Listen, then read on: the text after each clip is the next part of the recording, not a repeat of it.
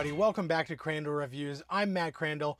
Took a small hiatus from YouTube, but I'm back. I'm going to have new videos for you every week, so make sure you subscribe to the channel. My first review back is a spoiler-free look at Marvel's Black Panther. I have been so excited for this movie.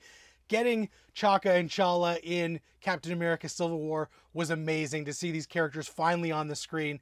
I read the comic books a few years back and really got hooked into this world of Wakanda, and seeing it fully realized on the big screen was absolutely amazing. I was even more hyped when Marvel announced that Ryan Coogler was the one who was going to be bringing this to us, because I absolutely loved Fruitvale Station, and Creed is one of my favorite movies of all time. I absolutely love this guy's work. He's got a unique vision, a fresh voice, and when he teams up with Michael B. Jordan, it is just magic. Third time out, they have hit another home run. This is a great movie. Chadwick Boseman stars as Chala.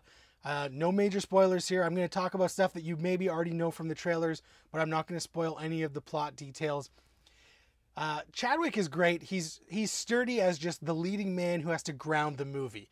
He doesn't get as many showy moments as the people around him, but he doesn't have to. He just has to sort of have that regalness to him because he is going to be king, and he really handles that well.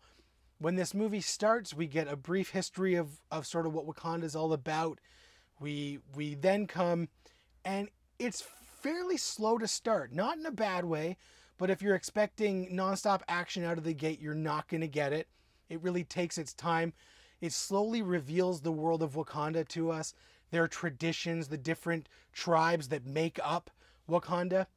And all that stuff was really fascinating to me. This is a fully realized world, a universe that we haven't quite seen on film before, and it's presented in a way that feels real and authentic and vibrant. It feels alive.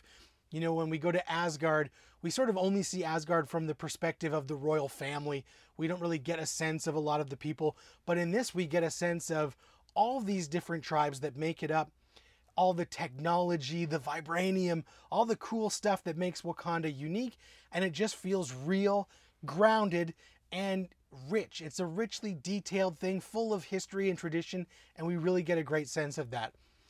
The people who absolutely steal this movie are the women. The women are amazing.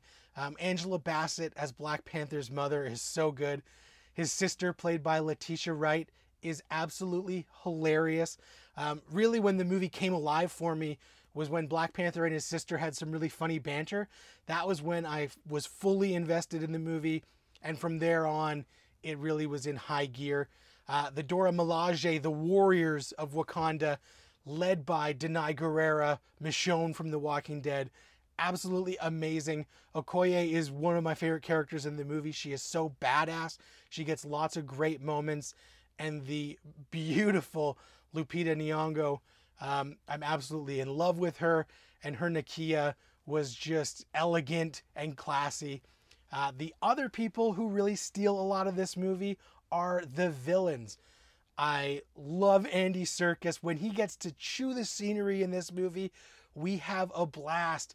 His claw is menacing and just a bastard, and I love it. Michael B. Jordan's Killmonger is multi-layered. He's badass, he's tough, but then we get lots of cool layers, and a lot of his material sort of expresses the themes of oppression and responsibility and a lot of modern ideas that really come to the forefront. Not so subtly presented, but they really do make this movie stand out and are important and relevant to our society today. And I thought that the way that that character was handled was perfect. Absolutely awesome villain for the MCU.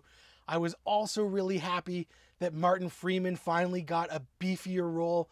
His couple of moments in Civil War, I was like, we got Bilbo for this?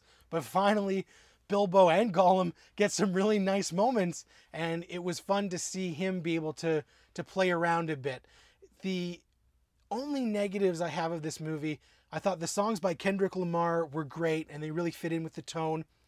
But I wasn't a huge fan of the score. I think the score was okay, but some of these Marvel movies have really iconic scores, and this one for me just did not. The action, there are a lot of really dark action sequences. I saw a 3D screening. It was really hard to tell what was happening. It was so muddy.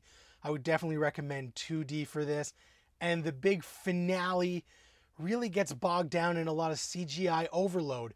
We get some great character moments in the finale, but this monotony of CGI battle train stuff going on, I didn't love. Now, the actual last scene of this movie is great. I love how it kind of bookends with the beginning of the movie, and it really brought it full circle and was a great way to end this movie.